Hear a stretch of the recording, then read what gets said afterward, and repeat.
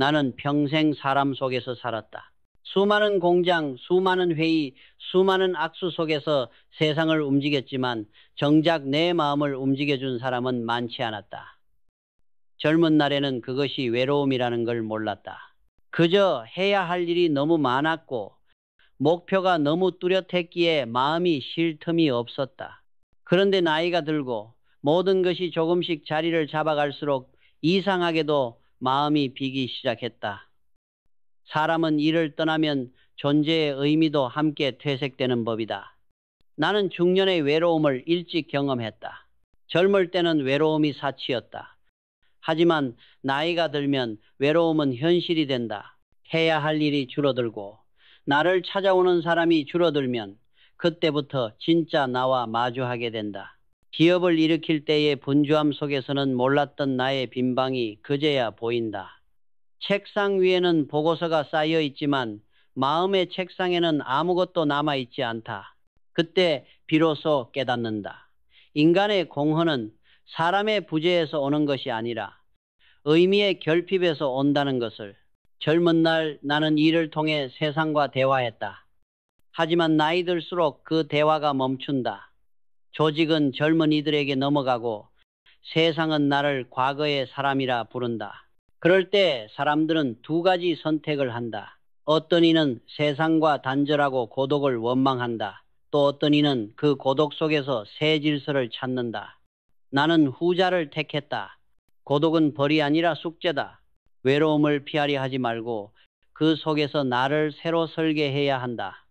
중년의 외로움은 폐허가 아니라 다음 생을 위한 설계도면이다.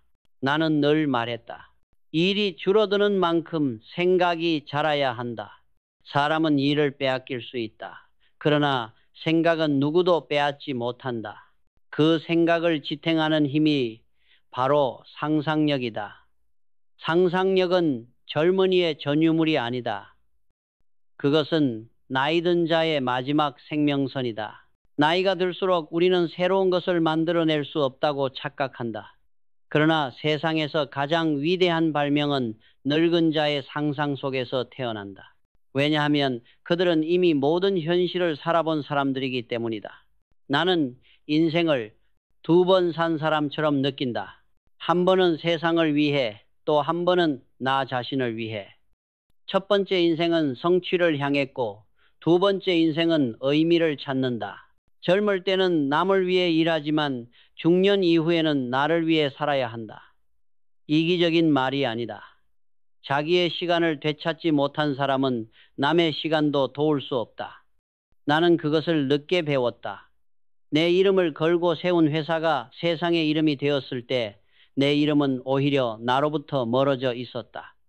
그때서야 깨달았다. 성공이란 결국 자신과의 대화를 잃지 않는 것이라는 사실을. 중년의 외로움은 불행이 아니다. 그것은 귀환의 신호다. 밖으로 달리던 발걸음이 안쪽으로 향하는 첫걸음이다. 사람은 누구나 한 번쯤 자기 속의 빈방을 마주해야 한다. 그 방이 텅 비어 있다고 두려워할 필요는 없다. 그곳이 바로 다음 시대가 시작되는 공간이기 때문이다. 나는 그 빈방 안에서 다시 시계를 세웠다. 그리고 그 시계는 남이 아닌 나만을 위해 움직이기 시작했다. 내가 젊을 때 가장 먼저 산 물건은 시계였다. 누군가에게는 단순한 도구였겠지만 내게 시계는 삶의 질서를 가르쳐준 스승이었다. 시간을 지배하는 자만이 세상을 지배할 수 있다는 확신이 있었다. 그러나 나이가 들고 나서야 알았다. 그 시계의 진짜 의미는 통제가 아니라 독립이었다. 남의 시간표에 맞춰 사는 삶은 젊은 자의 몫이다. 하지만 인생의 후반전에는 남이 아닌 나의 시계로 살아야 한다. 나는 젊은 날 시침을 앞으로만 돌렸다. 뒤를 돌아보는 것은 약자의 습관이라고 생각했다. 하지만 이제는 알겠다. 시계의 바늘이 돌아가듯 인생도 순환해야 한다는 것을. 멈춤은 후퇴가 아니라 성찰이고 고요는 낭비가 아니라 축적이다. 내가 회사를 만들고 세상을 설득하며 살아왔던 그 수십 년 동안 시계는 나에게 끊임없이 속삭였다. 시간은 너의 것이 아니라 네가 어떻게 쓰느냐의 문제다. 그 말의 무게를 진심으로 이해한 것은 은퇴를 생각한 후였다. 나는 오랫동안 독립을 경제적 자립으로 착각했다. 돈이 많으면 자유롭다고 믿었다. 그러나 진짜 독립은 마음의 구조에서 비롯된다. 누군가에게 인정받아야만 의미를 느끼는 사람은 결코 독립할 수 없다. 타인의 평가를 기준으로 삼는 순간 당신의 시계는 멈춘다. 시계는 스스로 태엽을 감을 때만 움직인다. 인생도 같다. 누가 대신 감아주는 시간은 오래가지 못한다. 나는 많은 사람들을 보았다. 직위를 내려놓은 후에도 마음의 자리를 비우지 못해 스스로를 괴롭히는 이들. 그들은 여전히 회사의 이름으로 자신을 소개한다. 그것은 존경이 아니라 의존이다. 독립은 자리에서 시작되지 않는다. 독립은 나는 누구인가 라는 질문을 스스로에게 던질 용기에서 시작된다. 내가 젊은이들에게 가장 많이 한 말이 있다. 시계를 잃지 말아라. 그러나 남의 시계로 살지 말아라. 이 말에는 단순한 시간 관리 이상의 의미가 있다. 자신의 속도를 찾는다는 건 곧 자신의 생명 리듬을 회복한다는 뜻이다. 세상은 점점 빠르게 움직인다. 하지만 사람은 느리게 읽는다. 나는 그 느림 속에서 비로소 인생의 깊이를 배웠다. 시계의 초침은 늘 앞으로 간다. 그러나 우리의 마음은 때로 멈춰야 한다. 그 멈춤이 독립의 시간이다. 나는 이제 남이 정한 회의 시간보다 내가 정한 사색의 시간을 더 소중히 여긴다. 그 한 시간의 고요함 속에서 나는 다시 나를 경영한다. 인생의 진짜 주식은 회사의 주가가 아니라 내 시간의 가치다. 그 시간을 누구와 무엇에 어떻게 쓰느냐가 곧 나의 자산이 된다. 젊은 날에는 돈으로 시간을 샀지만 지금은 시간을 지키기 위해 돈을 버린다. 그것이 내가 늦게 배운 독립의 질서다. 나는 평생 수많은 사람을 만났다. 임원, 거래처, 직원, 학자, 정치인, 그 누구와도 대화를 나누었지만 정작 나 자신과는 오래 대화를 하지 못했다. 세상과의 대화가 길어질수록 나와의 대화는 짧아졌다. 언젠가 회사를 마치고 늦은 밤 거울 앞에 섰을 때였다. 그때 나는 낯선 사람과 마주했다. 정장을 입었고 얼굴은 분명 내 얼굴이었지만 눈빛은 내가 아니었다. 그는 나를 보며 묻는 듯 했다. 너는 지금 누구인가? 그 질문에 답하지 못했다. 그때서야 알았다. 사람은 성공보다 더 두려운 게 있다. 그것은 자신을 잃어버린 성공이다. 일에 매달려 살아온 세월 동안 나는 끊임없이 세상을 설득했지만 내 마음 하나 설득하지 못했다. 그 결과 사람들 속에 있어도 늘 홀로였다.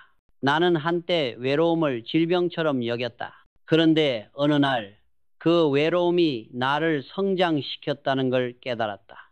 외로움은 인간을 약하게 만들기도 하지만 동시에 가장 단단하게 만든다. 그 고요한 시간 속에서만 우리는 자신을 다시 발견한다. 그래서 나는 이제 외로움을 두려워하지 않는다. 그것은 나에게 남은 마지막 스승이기 때문이다. 많은 이들이 성공 후 공허를 호소한다. 나는 그들을 이해한다. 사람은 일을 잃으면 의미를 잃는다. 그러나 진짜 의미는 일이 아니라 나에게 있다.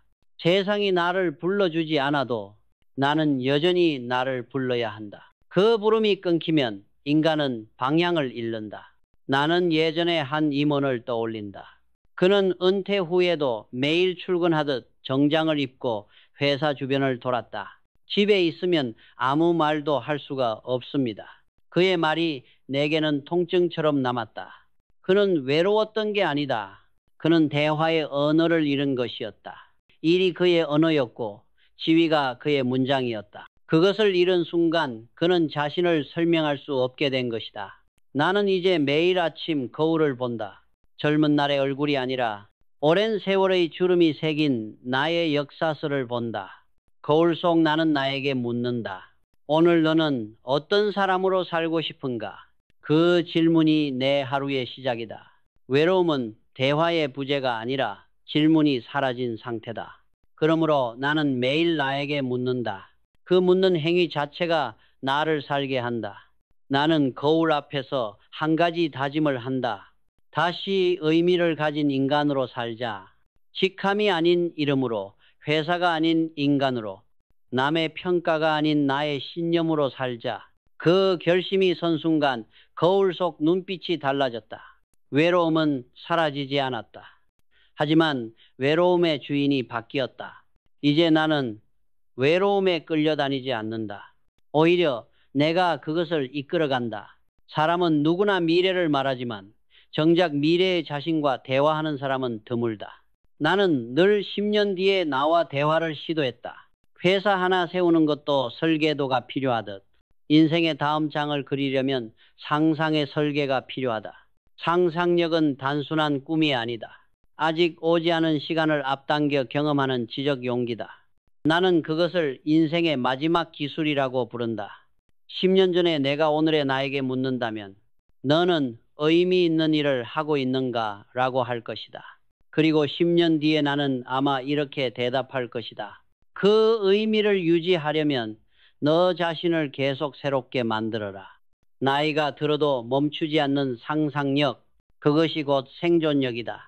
나는 사업을 할 때도 항상 다음 세대의 나를 상상했다. 지금 이 공장이 10년 뒤에는 어떤 가치를 만들까? 이 직원이 10년 뒤에는 어떤 리더가 될까? 그런 상상을 멈추지 않았다. 회사는 사람이 만든다. 그리고 사람은 자기 상상력의 크기만큼 성장한다. 중년이 되면 사람들은 종종 이렇게 말한다. 이제는 편히 살고 싶다. 그러나 편안함은 발전의 반대말이다. 나는 오히려 이렇게 말하고 싶다. 이제부터 진짜 인생의 실험을 시작하라. 젊은 시절의 실험은 세상을 위한 것이었지만 이제부터의 실험은 나 자신을 위한 것이다. 그 차이가 인생 후반부의 품격을 결정한다. 나는 내게 3가지 질문을 던진다. 10년 뒤 나는 어떤 사람과 대화하고 있을까? 10년 뒤 사람들은 나를 무엇이라 부를까? 그리고 10년 뒤 나의 기쁨은 무엇일까? 이 3가지 질문이 나의 미래 시계를 움직이게 한다. 그 질문이 멈추는 순간 시계도 멈춘다. 많은 이들이 계획을 세운다. 하지만 대부분 시간표만 만들고 의미표를 만들지 않는다. 진짜 계획은 숫자가 아니라 상상의 언어로 써야 한다. 나는 매년 말이면 종이에 적는다. 10년 뒤에 내가 오늘의 나에게 말한다면 어떤 조언을 할까? 그 한 줄의 질문이 내 다음 해를 바꾼다. 상상력은 그렇게 삶의 방향을 미세하게 조정한다. 젊은 시절에 나는 세상을 바꾸려 했다. 이제는 나를 바꾸려 한다. 10년 뒤의 나는 지금의 나에게 아마 이렇게 말할 것이다. 건강을 잃지 마라. 배움을 멈추지 마라. 그리고 남은 시간 동안 누군가의 등불이 되어라. 그 목소리가 내 안에서 울릴 때 나는 안다. 아직 나의 시계가 멈추지 않았다는 것을. 나는 요즘도 자주 상상한다. 10년 뒤 나의 손에는 어떤 책이 들려 있을까? 내 옆에는 어떤 얼굴이 있을까? 나의 하루는 어떤 의미로 채워져 있을까? 그 상상이 현실이 되는 날까지 나는 오늘도 미래의 나와 대화하며 산다. 그 대화가 끝나는 날 비로소 나의 인생도 완성될 것이다. 나는 신이 인간에게 준 가장 위대한 선물이 3가지라고 믿는다. 상상력, 공감력, 그리고 성찰력. 이 3가지가 사라지면 인간은 기계가 되고 이 3가지가 깊어지면 인간은 철학자가 된다. 나는 평생 기업을 경영하며 이 3가지를 배웠다. 기술은 진보하지만 사람의 본질은 이 3가지로만 성장한다. 첫째는 상상력, 상상리이다. 상상력은 눈앞의 현실을 넘어 아직 존재하지 않는 세계를 미리 살아보는 능력이다. 젊은 시절 나는 매일 새벽 아직 세워지지 않은 공장을 머릿속으로 완성시켰다.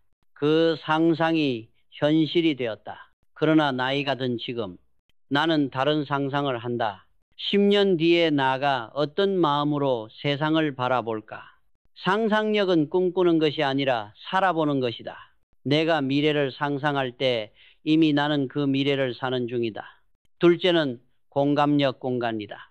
리더로 살면서 수많은 사람들을 지휘했지만 나는 어느 순간 그들의 입장이 아닌 감정을 보기 시작했다. 공감은 머리로 하는 게 아니다. 그 사람의 신발을 신어보고 그들의 하늘을 함께 바라볼 때 생긴다. 공감 없는 리더십은 폭력이다. 공감은 경영보다 더 큰 경영이다. 사람은 숫자가 아니라 온도로 움직인다. 나는 수많은 회의에서 냉정한 판단을 내렸지만 그 한편으로 따뜻한 시선을 잃지 않으려 노력했다. 냉철한 머리와 따뜻한 가슴, 그것이 내가 생각한 경영자의 균형이다. 셋째는 성찰력 사리이다. 성찰은 과거를 후회하는 게 아니라 과거를 재료로 삼는 것이다. 나는 실패에서 배운 교훈을 메모지에 적어 다시 사용했다. 그 메모들이 모여 결국 기업의 철학이 되었다. 성찰 없는 성공은 일시적이다. 성찰이 있는 실패는 자산이 된다. 내가 후배들에게 늘 말하던 것이 있다. 실패를 잊지 말되 그 실패 안에서 자부심을 찾아라. 성찰은 인간이 과거를 다시 살아보는 또 하나의 상상이다. 그래서 나는 성찰이 곧 인간의 제2의 상상력이라고 생각한다. 상상은 미래를 향해 있고 공감은 현재를 채우며 성찰은 과거를 품는다. 이 세 가지가 맞물릴 때 인간은 비로소 완전해진다. 나는 이 삼각형을 내 인생의 좌표로 삼았다. 상상은 나의 나침반이 되었고 공감은 나의 시계가 되었으며 성찰은 나의 지도였다. 그 세 가지가 어긋나면 인간은 길을 잃는다. 이제 나이가 들어도 나는 여전히 이 세 가지를 훈련한다. 상상으로 내일을 그리고 공감으로 오늘을 다지고 성찰로 어제를 정리한다. 그렇게 하루를 산다는 것은 한 생애를 완성하는 일이다. 나는 그것이 인간의 마지막 사치이자 의무라고 믿는다. 기계는 생산하지만 인간은 성찰한다. 그 차이가 바로 인간의 품격이다. 나이가 들면 누구나 외로워진다. 그러나 그 외로움이 문제는 아니다. 진짜 문제는 그 외로움을 채워줄 배움의 통로를 닫아버리는 것이다. 나는 인생의 마지막까지 책을 읽었다. 젊을 때는 기술서를, 중년에는 인문서를, 노년에는 시를 읽었다. 왜냐하면 사람은 책을 통해 다시 사람을 배우기 때문이다. 내가 처음 기업을 세울 때 세상은 가난했고 배움은 사치였다.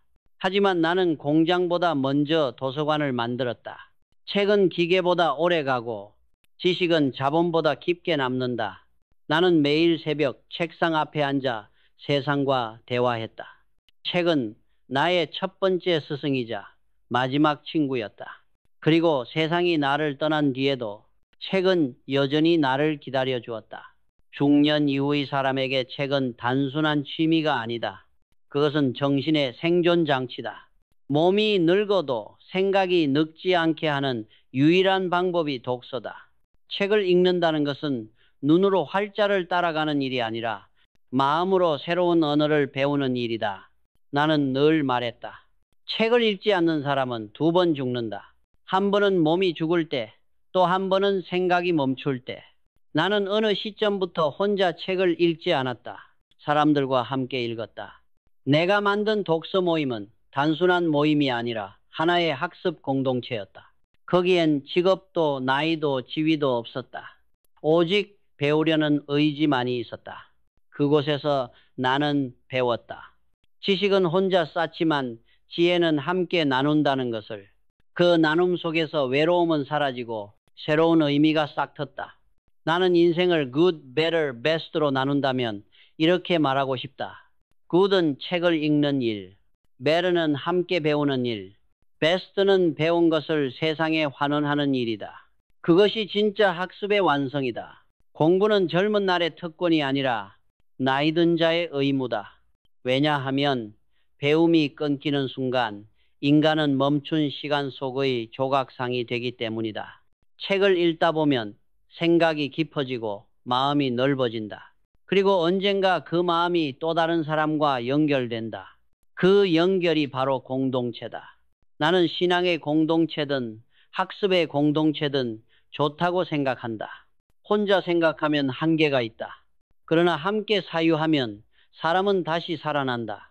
배움은 생존이고 나눔은 생명의 증거다. 나이가 들수록 사람들은 점점 적어진다. 그러나 그 몇 사람과의 대화가 내 삶을 풍요롭게 했다. 그들이 나에게 말했다. 회장님, 이제 책을 좀 쉬셔도 되지 않습니까? 나는 웃으며 대답했다. 책을 쉬면 생각이 멈추지 않겠나. 그날도 나는 책을 펼쳤다. 그리고 그 속에서 다시 나를 읽었다. 나는 평생 수많은 시계를 받았다. 창립기념시계, 명예시계, 금장시계. 그러나 정작 내 인생의 시계는 한 번도 스스로 맞춘 적이 없었다. 늘 세상의 시간에 맞춰 살았다. 회사의 일정, 시장의 흐름, 국가의 요구에 내 시간을 내어주었다. 그런데 이제는 그 시계를 다시 세워야 한다. 남의 시간 속에서 살던 인생에서 나의 시간으로 사는 인생으로 옮겨야 한다. 시계를 다시 세운다는 것은 단순히 시간을 조정하는 일이 아니다. 그것은 삶의 방향을 새로 정렬하는 일이다. 나는 10년 뒤에 나를 상상한다. 어떤 옷을 입고 있을까? 어떤 사람들과 대화하고 있을까? 무엇을 배우고 어떤 마음으로 하루를 맞을까? 그 상상은 단순한 환상이 아니다. 그것은 나의 계획서이자 약속이다. 나는 늘 말했다. 사람은 일로 성공하고 생각으로 완성된다. 이제 나의 시간은 생각으로 완성될 차례다. 10년이라는 시간은 길지 않다. 그러나 그 안에는 새로운 인생을 설계할 충분한 여백이 있다. 10년 후에 나는 오늘의 나에게 이렇게 말할 것이다. 잘 늙었다. 그러나 더 깊어져라. 그 한마디가 내 시계의 초침을 다시 움직이게 한다. 나는 젊은이들에게 늘 세 가지를 권한다. 첫째, 건강의 시간을 확보하라. 몸이 무너지면 정신도 함께 무너진다. 둘째, 배움의 시간을 멈추지 말라. 지식이 아니라 시야를 넓히는 공부를 하라. 셋째, 나눔의 시간을 만들어라.